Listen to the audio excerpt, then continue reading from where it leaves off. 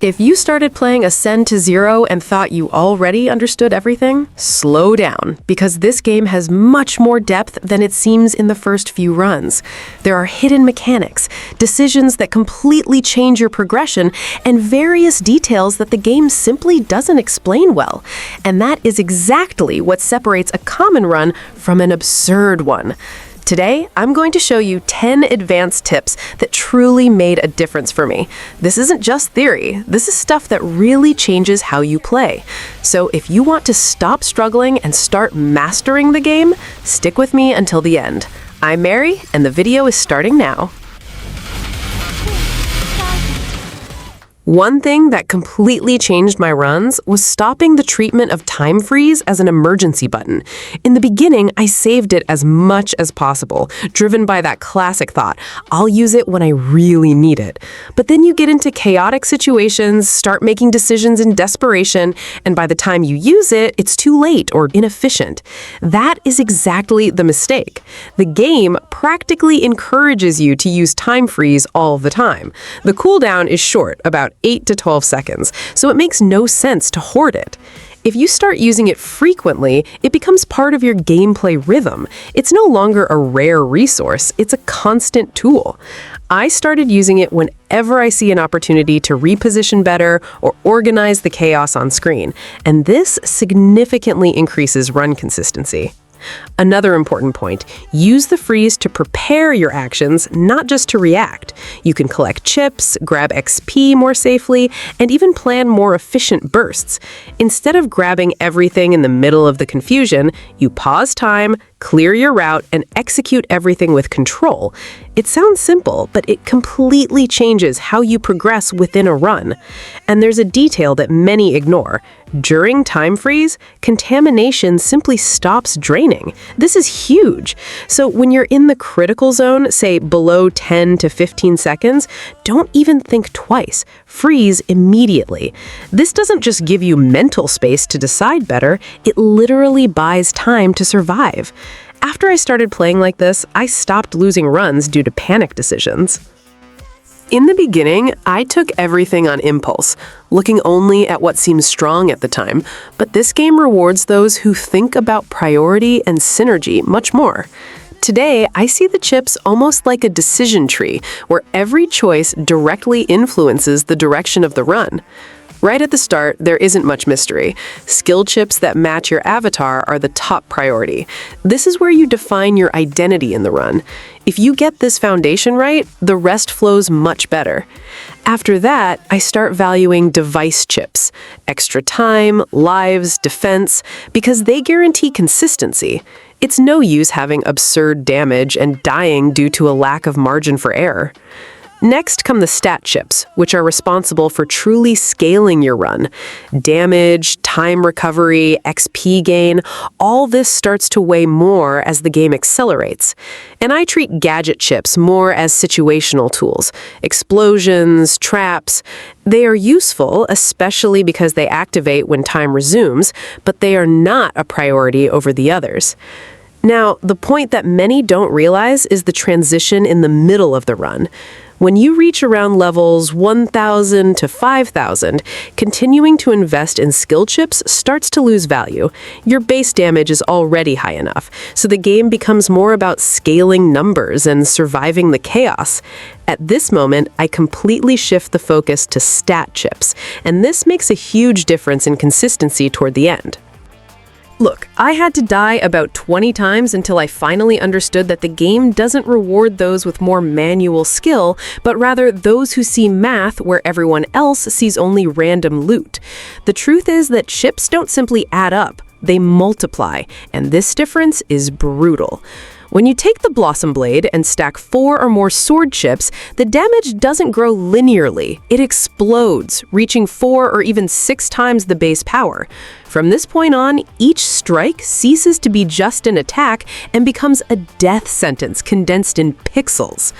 Then comes the icing on the cake that blew my mind. You throw the burst gadget into this equation, and at the moment of resume, the damage jumps to 2 2.5 to 3 times the original. It's not about button mashing faster, it's about creating that microsecond of pause where everything connects and the screen simply disappears along with the enemies. It seems like overkill until you try it in higher stages and realize the game expects exactly this type of numerical exaggeration from you. But not everyone likes being in the face of danger with a sword, and that's where the Frost Moon Hacker comes in as one of the most rewarding surprises in the game. If you focus on device chips, the drones scale almost exponentially, and by stage 3, they start to rival sword builds on equal footing. And for those who like playing with the environment, the golden gunslinger with the gap creator on resume becomes a crowd control artist. You push enemies straight into traps and watch the dirty work happen without spending a single shot. Both approaches are absurdly valid, and discovering this made me completely reevaluate what I considered viable in the game. What really hurts, and this is a warning I learned the hard way, is that your avatar is locked for the entire run. You can't change your mind halfway through, there is no Souls-like respec, and trying to hybridize without commitment is the surest recipe for a shameful death. You need to choose your path within the first few minutes, trust that build, and dive headfirst. Fail fast, decide fast, and in the next run, go even deeper. A turning point for me was stopping seeing time as an enemy and starting to treat it as the most important resource in the run. In the beginning, it feels like the timer is always pressuring you, but in practice, it is something you can control the whole time. When you understand this, the game stops being just about survival and becomes about management. Every enemy you eliminate isn't just progress, it's literally more time to stay alive.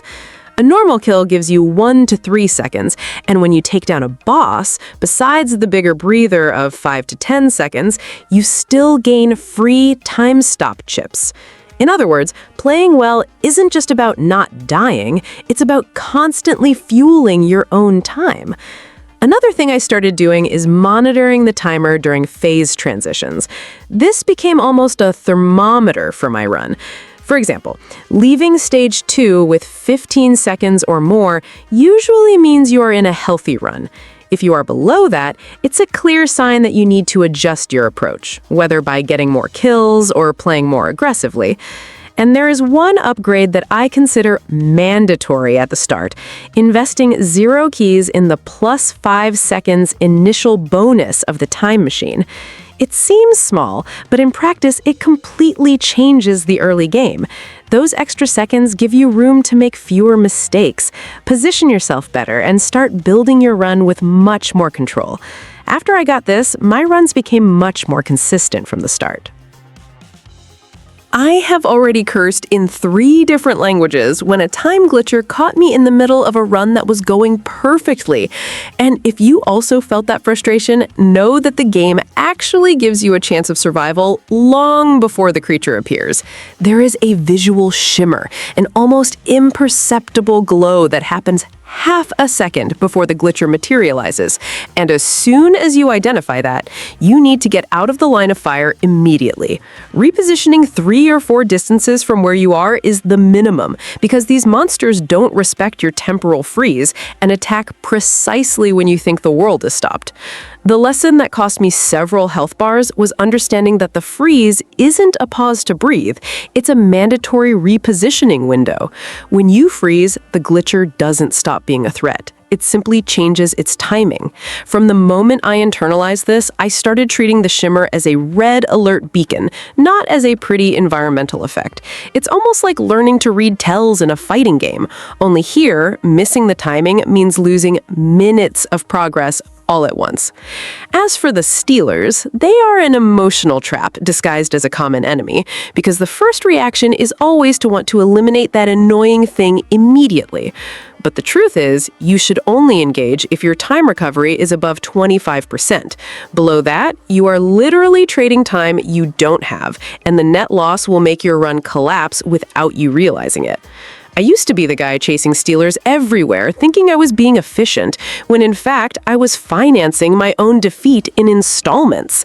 Now, when the game decides to be cruel and throws you into a mixed room with contamination, stealer, and glitcher at the same time, there is an order of operations that seems counterintuitive but is absolutely surgical. Freeze, prioritize glitchers first, then stealers, and only then clean up the rest. And here comes the detail that sounds like madness until you test it. Position yourself inside the contamination zone during the freeze. It seems like suicide, but at the moment of resume, with everything connected correctly, you clear the entire room in a way that feels like cheating. It's one of the most satisfying sensations this game offers, and it proves that Ascend to Zero rewards those who have the courage to think backwards. One of the strongest things, and one I took a while to realize, is how time freeze can simply melt bosses when used in sequence. In the beginning, I treated bosses as that tense moment of the run, but after I understood the potential of the freeze chain, it became almost the opposite. It's where I recover the most control and gain the most advantage.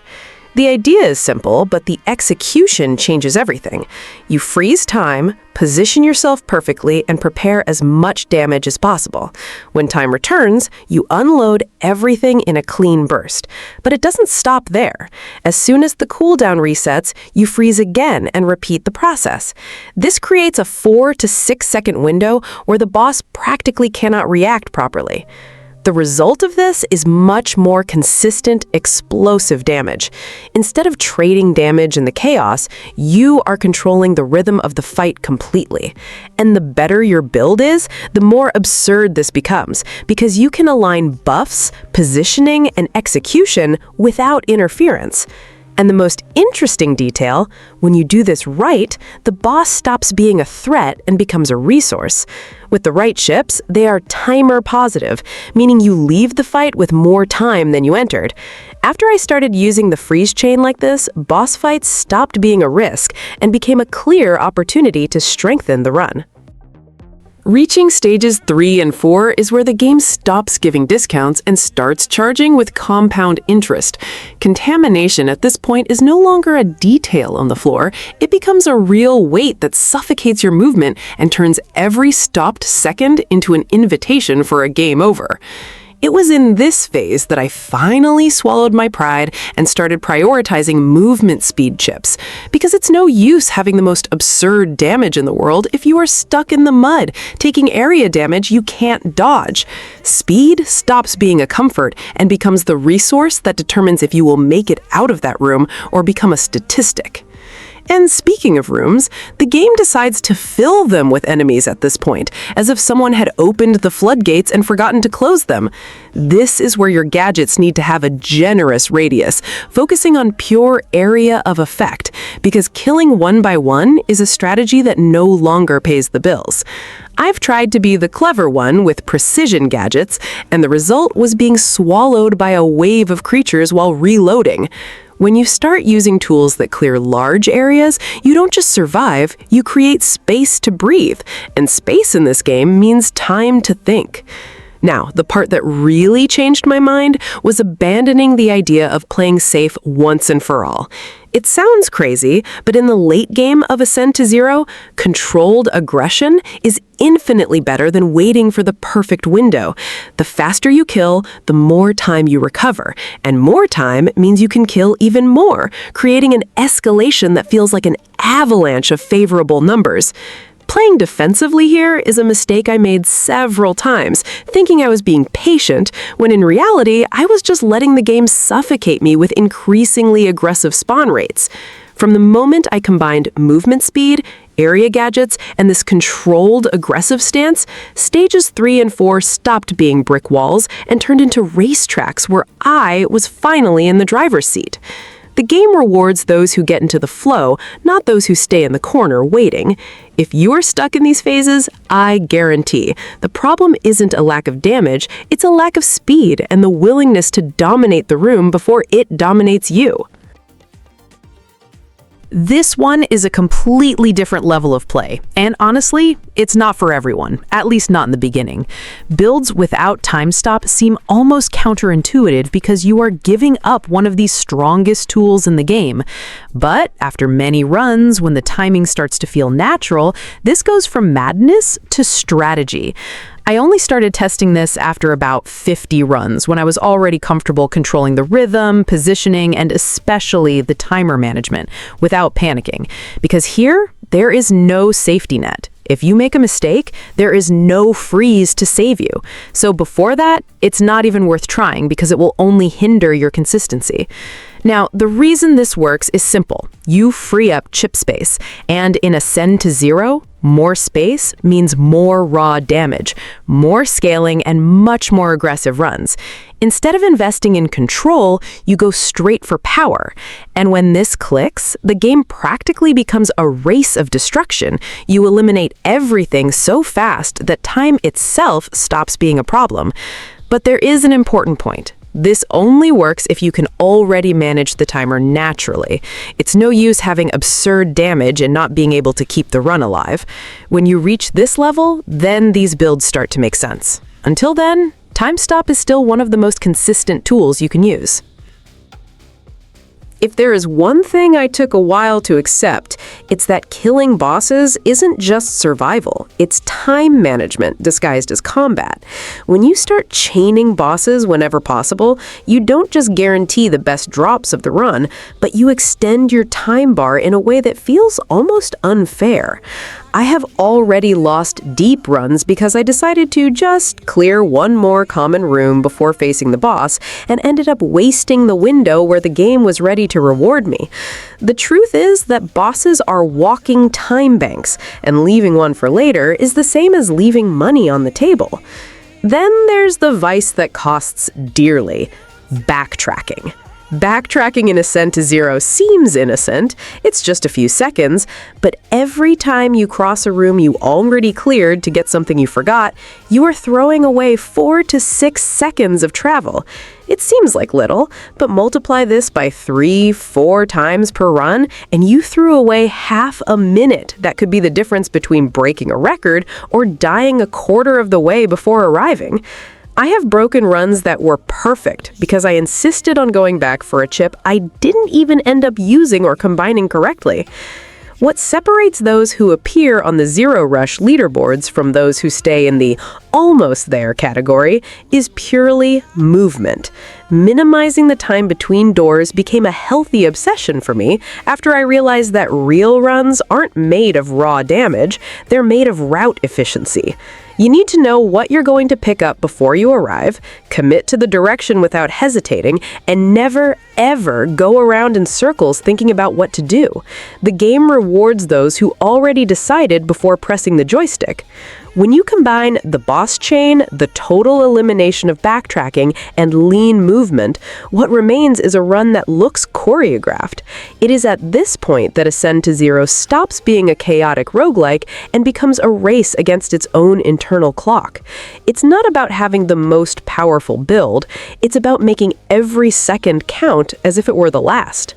If you want to see your name rising in the rankings, start treating the map like an assembly line. No steps back, no pauses without purpose, and bosses always on the way, never out of it. If you are ignoring the bunker, you are basically making the game harder than necessary. I also underestimated this part at the beginning, thinking it was just a secondary hub. But the reality is that the meta progression here directly impacts the consistency of your runs. It's not just about playing better, it's about arriving stronger even before the run starts. Rescuing NPCs and completing their quests makes a huge difference. Each new unlock opens options that you simply don't have at the start, whether in permanent upgrades or new functions that facilitate your progression. And most importantly, this accumulates. The more you invest in the bunker, the more the game starts to play in your favor. Now, when the subject is spending zero keys, there is a priority that for me became very clear: Time, always. Higher initial time and time recovery are the upgrades that most stabilize the early and mid-game. They give you room to make mistakes, to explore the phases better, and to build your build without that constant pressure suffocating you from the start. And one thing many get wrong is focusing on damage too soon.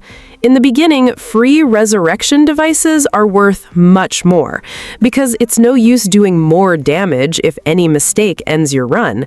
Surviving longer means more opportunities to scale, and then damage starts to matter. After I adjusted this mindset, my runs started going much further consistently.